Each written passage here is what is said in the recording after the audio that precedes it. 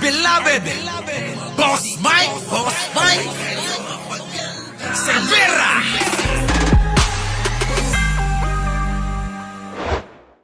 Kikita nyo si dating Secretary Harry Roque. Oh. Aba, nagtandem dun kay Maharlika partner.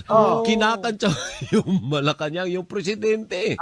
Kung ano nung pinagagawa doon sa dahil. Kasi nagsama na sila doon. Tsaka si Secretary Roque ngayon, kung ano nung pinagsasabi. Dahil kumbaga parang free na siya, hindi siya nagtatago, Yusek. Yan ba'y Ayan po ay interview po kay Attorney Claire Castro, ano po, yung ating undersecretary dyan sa PCOO, ha? Ito na. binibigyan ng atensyon ng Malacanang o dead macology? Manigas kayo. Maligas kayo. Napansin-pansin po ba yung mga ikinikilos ni Atty. Harry Roque? Mapansin siya kung yung mga ikinikilos niya nakakahiya para sa Pilipinas. Oo nga, nakakahiya. Di po ba mga kababayan? Nakakahiya na, huy. Nakakahiya na talaga yung mga kinikilos nilang ganyan. Kita nyo naman yung kanina, di ba? Yung bang bangag. Ngiwi. O anong dating nun, mga kababayan? Kayo ho, pag-isipan nyo maigi sinasabi ko. Ano hong dating nung ganon? Ha? Anong ganong pambabatikos? Di ba? Walang kwenta pambabatikos yun.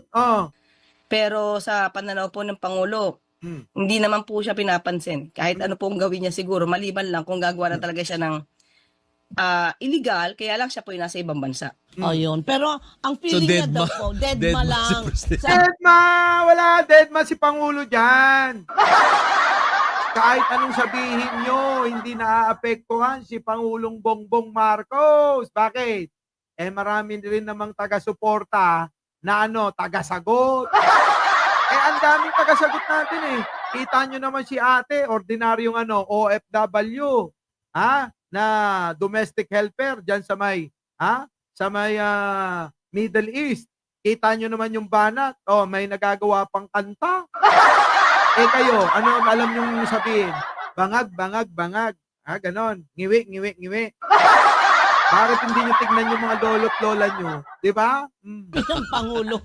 Sa totoo po, hindi. ang Pangulo po kasi tutok po talaga. Oo. Para sa projects po, sa mga programa po ng gobyerno. Hindi po, sabi ko nga po, hindi po napipiko ng Pangulo sa ganyan. Correct. Kita nyo, maliwanag Hindi ho napipikon ang Pangulo sa mga ganyan. Bagkos mga kababayan, pinagtatawanan lang kayo. Bakit? Kasi pinapakita nyo yung kahinaan ninyo ng ulo. Tuloy ninyo, gawin ninyo pang-aasar yun? Sa tingin nyo, maaasar nyo ba si Pangulo? Pangbobo ang mga issue nyo, sabi nga ni JCUB. Di ba? Mga pangbobo yung mga banat Basta wag lang po lalabag sa batas. Correct. Okay, that's good. Yun naman, kita nyo, wag lang kayong lumabag sa batas. Okay lang yan. Sabihin nyo lahat ang gusto nyo, okay lang yan. Mang asar kayo, okay lang yan. Diba?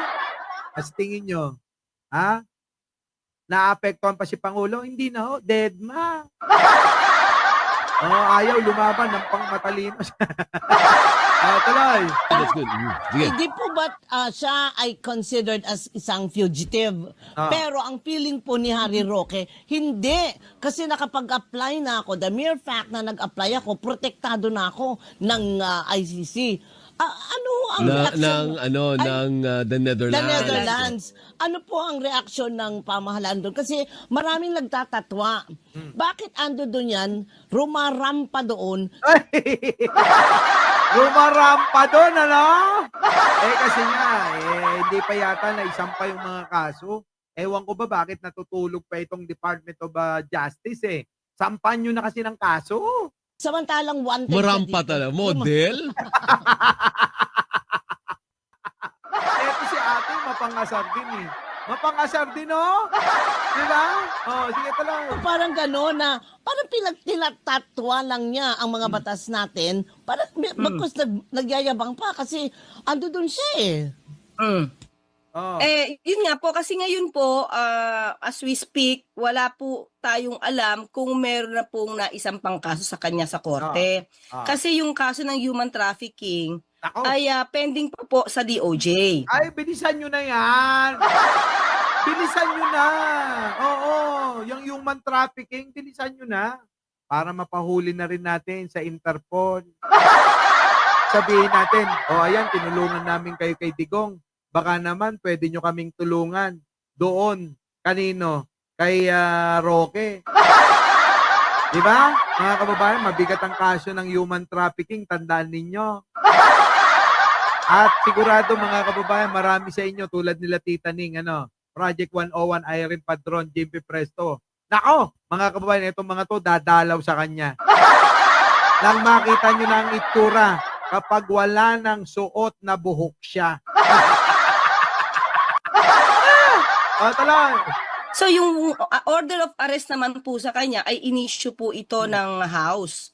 So hindi po siya legally, hindi po siya matukonsider na fugitive. Kasi pag fugitive po, dapat na charge na at tumakbo siya. Okay. So ngayon, tinakbuhan lang naman po niya yung mga supposed to be dokumento na kanyang isusumite sa House of Representatives na mukhang hindi po niya ma-explain kahit siya po yung nagboluntaryong magsabi nito. Yun po yung tinakbuhan niya. Sabi nga po na... Yun, ang tinakbuhan nyo tulad ng pinaliwanag ko sa inyo kahapon. Yung bang mga niya, hindi niya maipaliwanag kung paano dumami yung pera niya. Kaya yan, tumakbo siya. Nag-run away si bakla. Ay, sorry. Bakla ba si Roque? Sabi kasi nila bakla daw Talay. Kung kaya naman po niya i-explain yun, ba't kailangan niyang takbuhan? Oo nga. Wala namang political persecution doon sa mga hinihingi sa kanya mga dokumento like SALN, BIR, extrajudicial settlement of estate. Patungkol sa ari-arian ng kanyang auntie. Siya naman po yung nagboluntaryo lahat ng information na yon sa Quadcom. Oo nga. So ano po yung sasabihin niya political persecution kung hindi naman siya tinataniman ng ebidensya? Correct. Hindi naman ugali ng gobyerno na to na magtanim ng ebidensya. Kung panahon ni Digong, tataniman siya tulad ng ginawa kay Dilima. Diba? Live ito, live. Opo, live to. Si Ante talaga, si Ante. Live po tayo ngayon. Abilino, tuloy. Lahat naman po ng ebidensyang nakuha sa kanya ay admitted niya. Okay, 2 minutes left. Yusek, so ang Pilipinas ba'y haharangin ang application for asylum ni former Secretary Harry Roque? Kapag ka po, ang sabi po ng DFA, kapag ka po tayo ay inutusan na mag-komento patungkol sa nasabi kanyang aplikasyon, sasagutin po yun at patutunayan po talagang walang political persecution. Wala! Yung ginagamit niya dahil daw sa peking video niya. Pinapaninindigan niya na totoo daw yung video na yan. Mga kababayan, yung video na yan, mga kababayan, sabi nga namin, doon sa may The Big Five channel, mga kababayan, na kwento namin lahat yan. Wala hong ibang nauna na nakaalam patungkol sa mga nagdodroga daw si Pangulo na may video. Kami huyo. Yung mga nagmamagaling dyan, hindi nila alam yun. Kami Kami ang unang nire-recruit para bumaliktad kay Pangulong Bongbong. Nangyari po ba? Hindi ho nangyari. Bakit? Kasi kami nag-iisip. Yung mga tumawid, yung mga na-recruit nila, ayon mga kababayan, hindi na makabalik. Buti na lang. Yung dalawa nating kaibigan, nakabalik pa. Ayun, mga kababayan. Napasama pa ako. Kaya alam nyo mga kababayan, yung mga laging mga gumigit na, yung mga tumutulay, yung mga umaawat, madalas yun yung napapahamak. Kaya lang minsan mga kababayan, dapat palakpakan natin yan. Bakit kanyo? Kita nyo, ang laking tulong para sila'y mawasak. Meron pa nga doon sa nabanggit ni Coach, doon sa topic namin sa The Big Five, mga kababayan.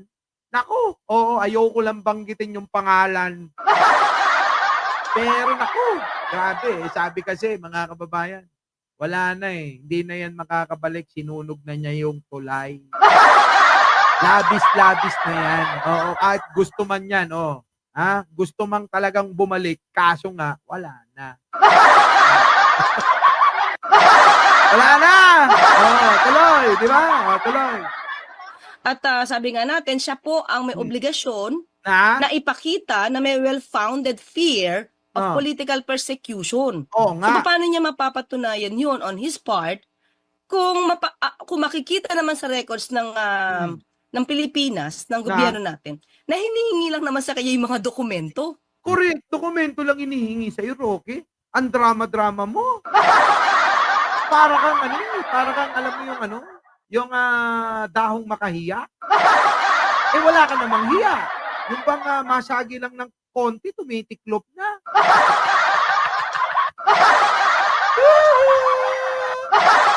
Oy, wag kayong dyan, isa ka pa. Huwag kayong magbabanggit ng pangalan. Tuloy. Na siya na mismo ang nagsabi. So, walang political persecution doon. At makikita naman po siguro ng gobyerno ng Netherlands na tayo po ay sumusunod lamang sa naaayon sa batas. Correct. Di ba? Patapos na. Patapos na talaga, mga kababayan. Ngayon, eto, maliwanag yan. Kahit mga DDS, makinig kayo Kahit anong klaseng pag-i-edit ninyo ng mga video, ng mga litrato, na ikukumpara nyo yung mukha ni First Lady kay Sara Duterte, tandaan nyo yung mukha ni Sara. Pag nakita nyo yung mukha niya ngayon, ngarag na. Diba? At isa pa, mga kababayan, yung ginagawa nila, pinapapangit nila yung itsura ni Congressman Sandro. Ikinukumpara nila sa isang duling malayo naman. Si Sandro, original mukha niyan. Walang binago, walang nirotoke. Tapos ikukumpara nyo sa isang tuling na pinaayos yung ilong, pinaayos yung baba, pinaayos na yung mukha, pero parang walang nangyari, Wag ganun. Wag ganun. Tapos ipopost ninyo, akala nyo ba nakakatulong yun? Hindi. Mas lalong nakakasira sa mga Duterte yun. Di ba mga kababayan? Kung makaduling ka naman, ikinumpara pa sa ibon. Ibon na sa lubong yung mata. Alaya kayo! Bakit ganon? Ikinukumpara nyo sa ibon na duling ang mata. Sa lubong, mga kababayan. Sa lubong yung mga mata.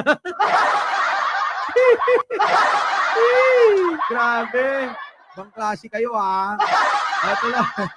Okay. So tama ba 'yon? Anong term ba doon? Haharangin, kokontrahin, i-request na ibalik yan dito sa atin? Or paano bang term niyan? Siguro po, ito po may pagkakataon po kasi na maaari natin sabing harangin kapag may warrant of arrest na na-issue Yon. ang korte dito. Kasi at that time, magiging fugitive na siya. Oo nga, yan. Yari ka na, Roque. Paano ngayon yan? Kapag kinasuhan ka na ng human trafficking, magiging fugitive ka na talaga. Uy, pudno, kay sumat. Diba? Totoo naman, diba?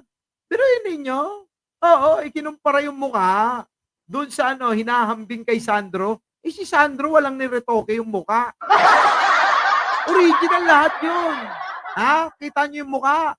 Pilipinong-Pilipino, di ba, Argo?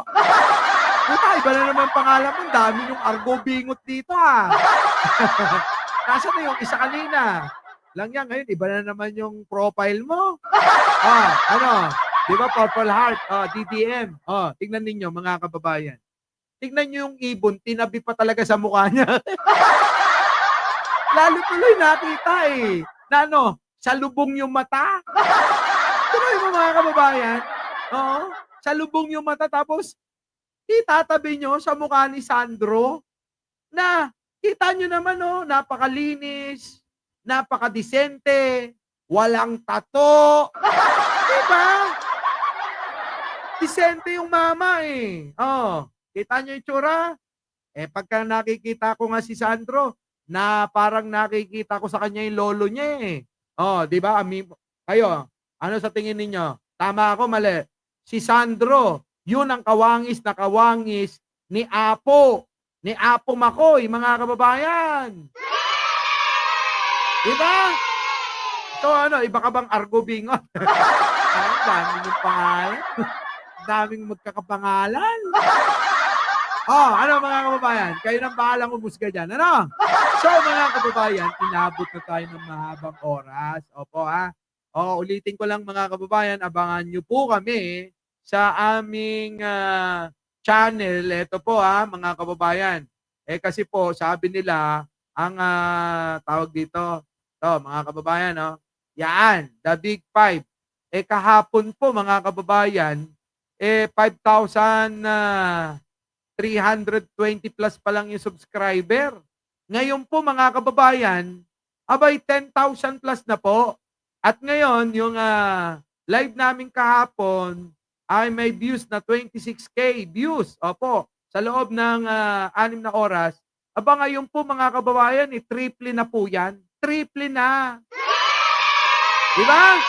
Oh, so mga kababayan, dito po ay mag-iimbita kami ng mga napaka-importante o mga opisyal ng gobyerno para aming kapanayamin nang sa ganun mga kababayan, itong channel na po ito, opo ay diyan po natin papupuntahin o maging si Pangulong Bongbong Marcos kung may pagkakataon ay ating kakapanayamin dito. Ano po? At hindi lang yan mga kababayan, yung mga sikat na mga abogado, mga propesor, at yung may mga laman ng ulo. Hindi po tulad ng mga idol ng mga ano. Ito Sargo. Pro BBM ako, Boss Mike. Oh, DDD. Talaga ba? Iba ka rin pala Oh, ayan Pro BBM na pala si Argo. Kayo naman. Oh. So ngayon mga kababayan, Argo, nakapag-subscribe ka na ba dito? The Big Five. Ayan po ang ating kasama, si Takero, syempre, Coach Jared, Mark Ramos, Sangkay Janjan, at ako po. Yan. So mga kababayan, maraming salamat po sa pagsuporta nyo sa The Big Five. Talagang kaming lahat ay talagang natuwa at hindi kami makapaniwala na mamahalin at susuportahan ninyong lahat. Ano po? So mga kababayan, hanggang dito na lamang at huwag natin kakalimutan bago tayo maghiwa-hiwalay ang mag-like, mag-share at mag-subscribe. Muli, mga kababayan, suportahan po natin lahat ng mga nagtatanggol, lumalaban para sa gobyerno, para kay Pangulong Bongbong Marcos at sa lahat po na mga nasa gobyerno. Basta po sila'y totoo kay Pangulo. Muli, ako po ang inyong lingkod, Mike Cervera po, lagi nagsasabing, malin natin ang ating kapwa, pagdasal po natin lagi ang ating bansa. Magandang umaga, magandang hapon at magandang gabi. Sa mandako ng mundo, naroon kayo. Siyempre, magandang buhay na rin para sa ating lahat. Our beloved Boss Mike! Boss Mike!